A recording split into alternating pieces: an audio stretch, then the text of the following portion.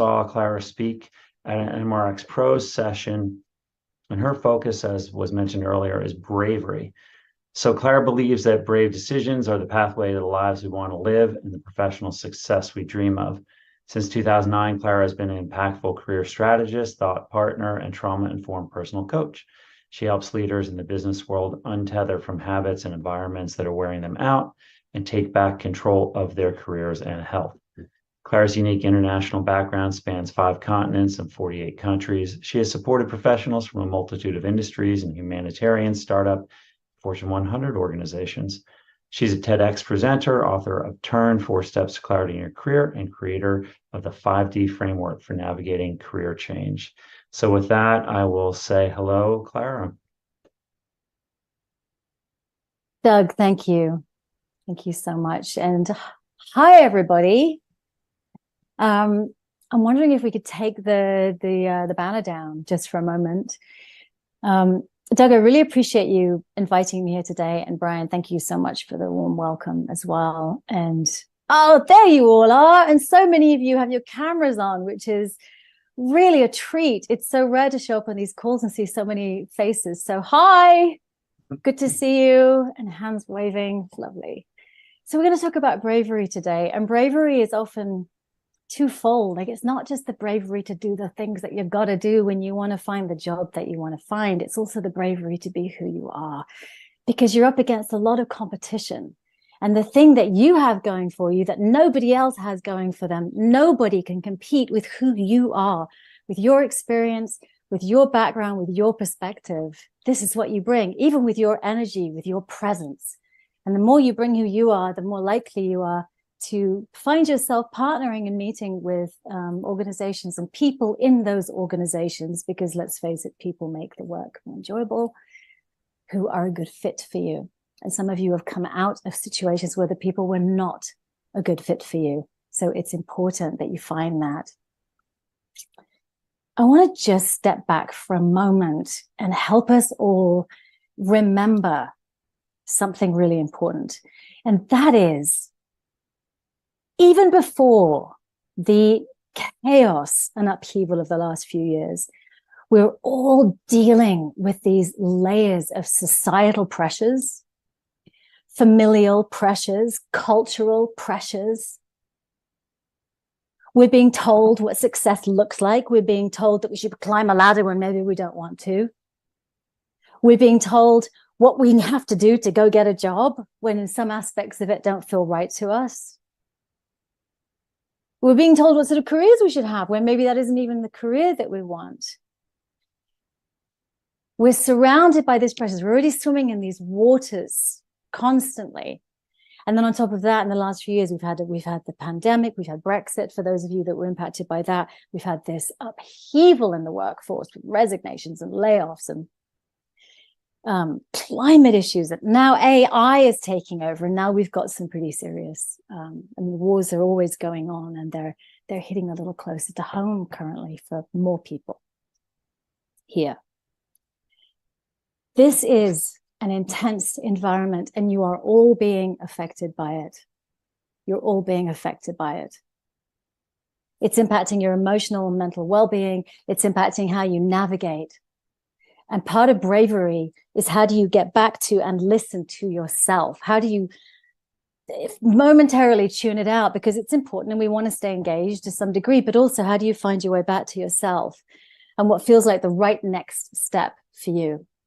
This is really important as you navigate this. It will save you time and it will save you energy, because you know what it's like when you go for an interview or you meet a human and your gut goes, this isn't right for me. And then sometimes you keep going anyway, and then you find out why it wasn't right. But your intuition, your sense of places and people is a really important guardrail as you go through this journey. I'm just going to share. I'm going to do a couple of slides with you. Oh, yeah. So we've got a loneliness epidemic. We've got stress through the roof. And yeah, we've got stress through the roof, and we've got a loneliness epidemic. And there is some studies that say that people who are isolated for long periods of time might grow to believe that others don't have their best interests in mind. So when we're really stressed and we're isolated, we trust others less, we trust ourselves less. We've got this sort of cocktail that we're swimming in. And I'm saying this not to reinforce how hard it is or to have you feel bad, but to have you remember that there are challenges that are beyond your control, and that there are things that you can learn to navigate. And I want to sell you on why bravery is a really important tool for you to use so that you can be having an even stronger approach to your job journey. I can get these slides to work.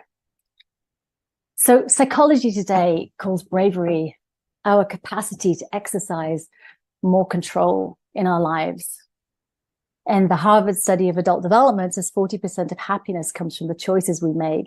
And that study is one of the longest running studies on happiness.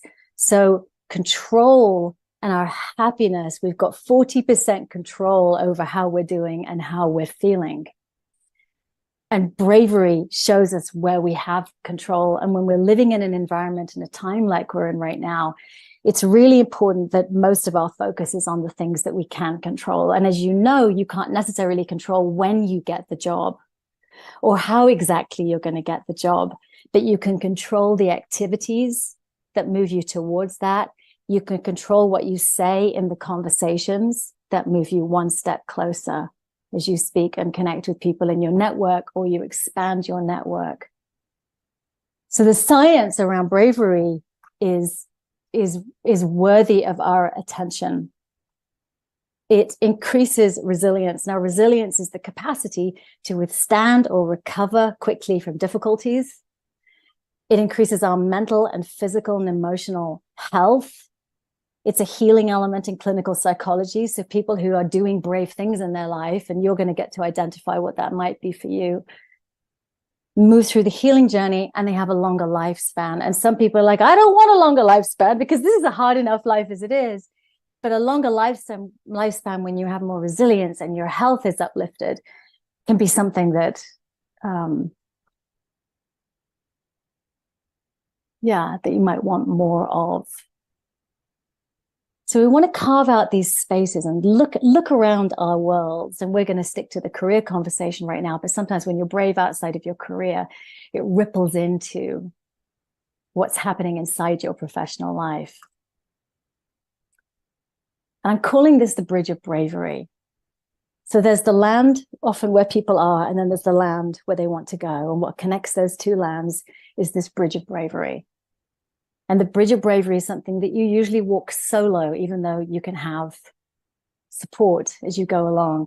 And there's a lot of weather, and there's ocean below it with sharks in it sometimes. And it's long sometimes, and you don't know how long it's going to take. But once you get on it, you decide you're going to go to this new place. So for some of you, the new place is going to be a place with better people. It'll be a place where you can do more of the type of perhaps research work that you want to be doing. It could be a place where you're not commuting quite as far. It could be a place that your income matches your experience. But whatever that new next place is, there is a bridge between where you are and where you want to get to. And I probably could guarantee, if I spoke to enough of you, that it's going to require some bravery on your part to get you to that place. Many people, not all of you, some of you just maybe want the same that you had before, and that's a very tactical approach, and you'll be happy with something similar because you had something good. But there are people in this room who want something better than they had before, and that's going to require some bravery. And a bravery example could be, I worked with a woman who was a writer, but she also did the sort of strategic branding side of that world for large brands. And so she had to buy into her strategic skills in the branding marketing world and then sell herself as not only a writer, but also a strategist who wanted a seat at the table. And it took bravery to buy into those transferable skills so that she could have an opportunity at a different level in a new organization. For some people, it takes bravery to go and have a conversation with various people in their network and figure out what are those conversations. and to keep having those conversations and finding a way to do it that matches their personality. For some people, bravery is getting help because they keep trying and they're getting the same result again and again and again. For some people, it's buying into a different identity. I no longer see myself in this way. I want to build some confidence inside myself. So the bridge of bravery is an ongoing step by step by step by step. And often you walk backwards, or you want to get off, you want to jump off, or you want to go back. But how do you keep yourself going?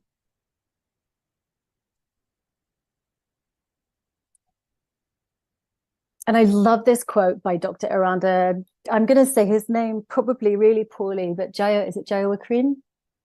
Brave decisions are instinctive. They're not so much an active thought process. Brave people often act on their impulses. So when we can separate ourselves a little bit from all the noise of our friends and our family and the society and what the world, when we can separate ourselves momentarily from that, and all of you, I hope, have some sort of practice for doing that, whether it's exercise or it's meditation or it's taking yourself for a drive somewhere or whatever that is. When you can take yourself away from all of the external noise, you can tune into these sort of impulses inside of you, these brave impulses, these instinctive, there was a massive study done at the executive level. Executives use their intuition. It's their primary skill set at that level. So bravery is these three elements. Empower, which is you finding your way back to your confidence, listening to your intuition. Map, which means you have something tactical. And then together, don't do this alone. I know there are some lone wolves in this room. And I'm so glad you're here in a group like this, because that says a lot. But find somebody to support you, especially with the hard things. I have found that often the hard things involve other humans, they involve networking. How do I put myself out there? What do I say? To who do I say it? How do I remember to follow up, and so on? So my intention with what we're doing right now is to go, this is the water that you're swimming in. How do you find space to really listen to yourself? What are the steps that you need to take in order to get yourself across this bridge into this new land where you want to be? And where might the bravery edge be for you along that way? And bravery, I'm going to give you one quote, and then we're going to start using the chat to actually hear from you about what that brave step might be. But I want to share this quote with you because I think this really sums it up. Being brave doesn't feel like bravery. It feels silly or embarrassing or uncomfortable or confusing or pointless or terrifying. And that doesn't mean you're doing it wrong. That's just part of the deal. You feel the feeling and you do it anyway, because brave isn't a feeling. Brave is a choice. So I would love to, I haven't been looking at the chat, so I don't know if there's anything going on in there, but what is a brave step for you to take? What might be a brave step for you to take to move yourself forwards? Now, the thing about job seeking, it's a lot of rinse and repeat, as a lot of you know, right?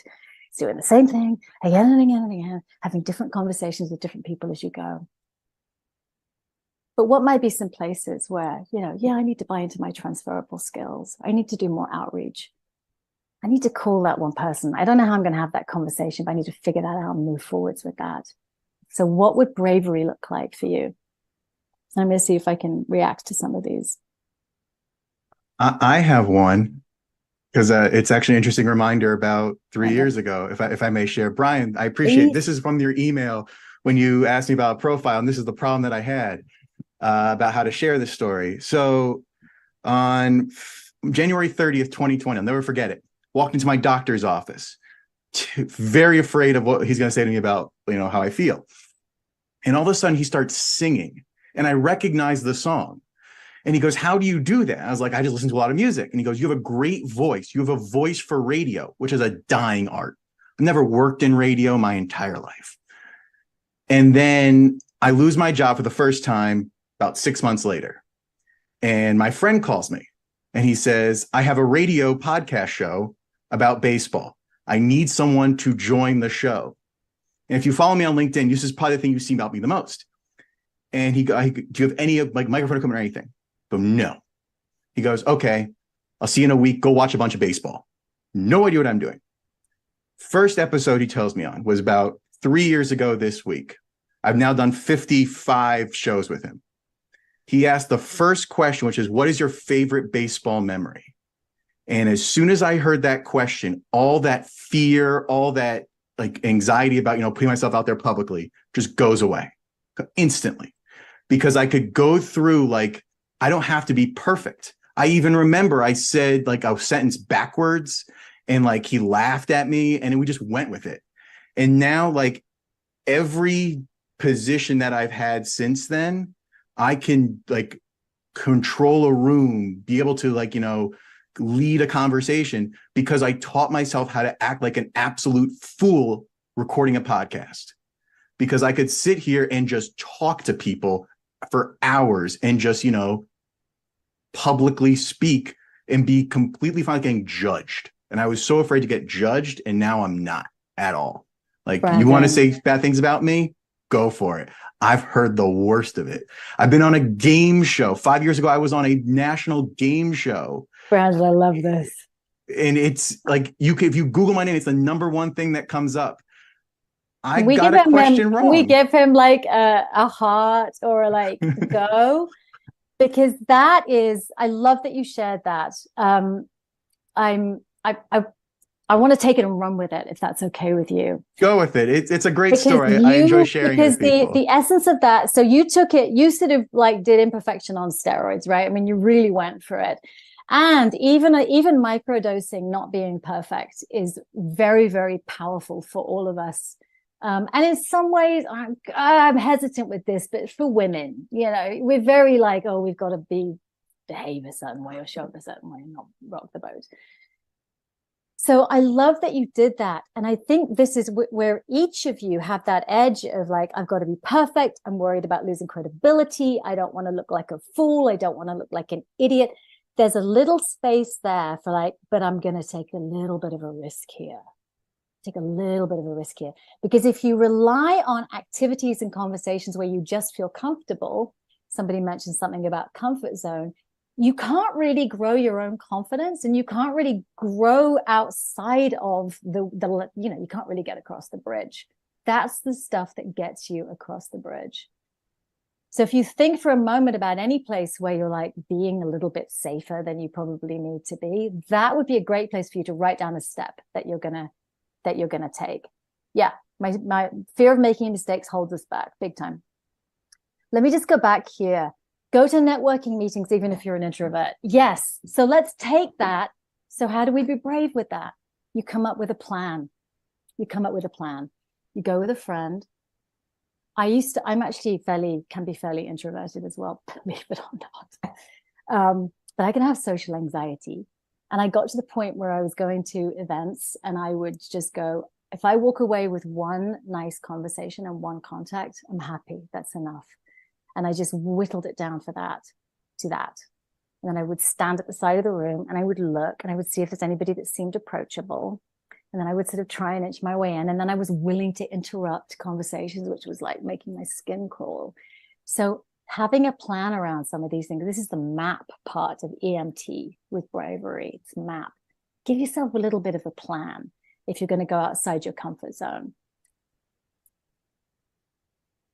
What are some activities that would be brave for you guys to do, ladies and gentlemen?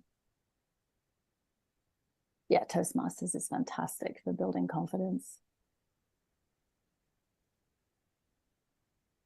Let me just, so I don't have to type it. Great. One of the things that we've been doing is sharing the profiles of people who are looking for work.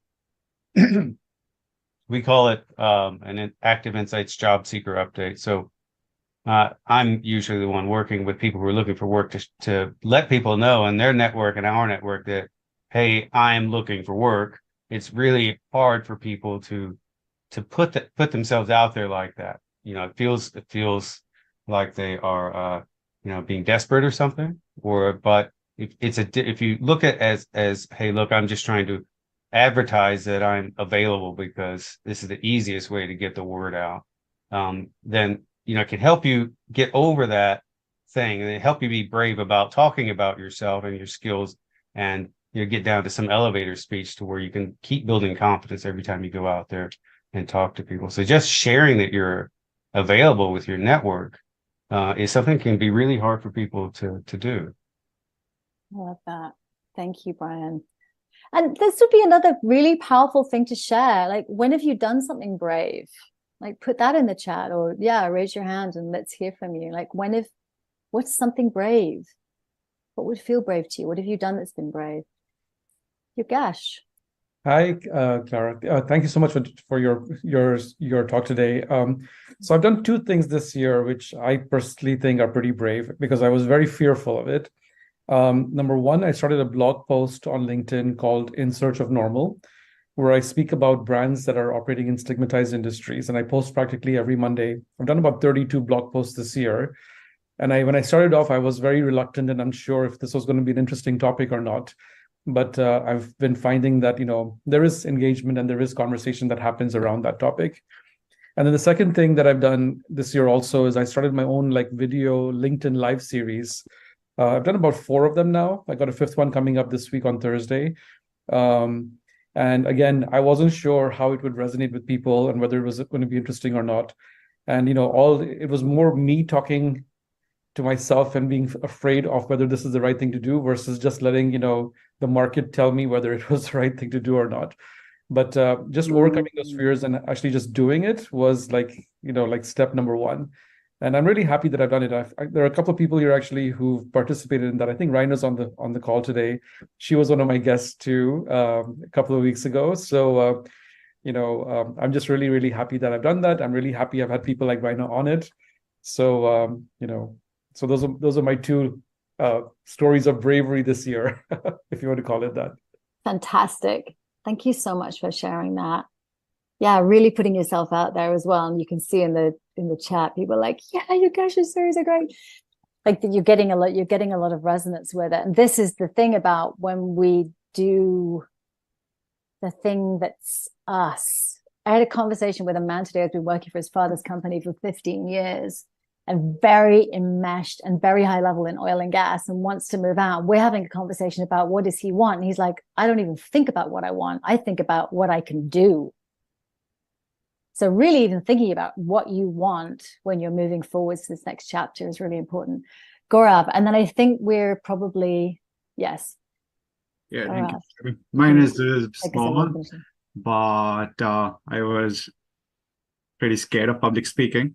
And being in one room and presenting it to anyone used to be not my thing at all until 3-4 years back. So I could relate to Brandon, if I'm saying it right, the baseball person.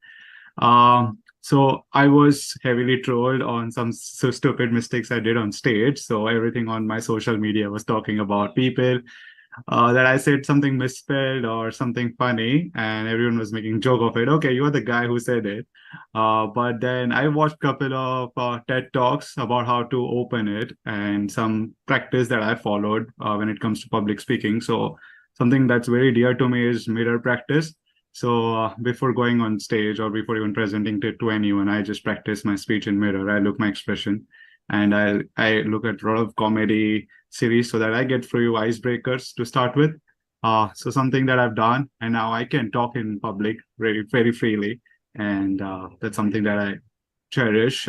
So that was one of my biggest, it's turned into bravery that I can go on stage and crack a joke and come back and nobody's going to judge because I know the audience is going to laugh at the end of the day. That's fantastic. Thank you so much. I'm going to close with pointing out the 3, like Gaurav's story, Brandon's story, Yogesh's story. They all approached something new that felt like them, that they wanted to do, and there was a learning curve alongside it. The things that you find hardest to do have tactics that can make them easier. We're all navigating the emotional, mental side of things.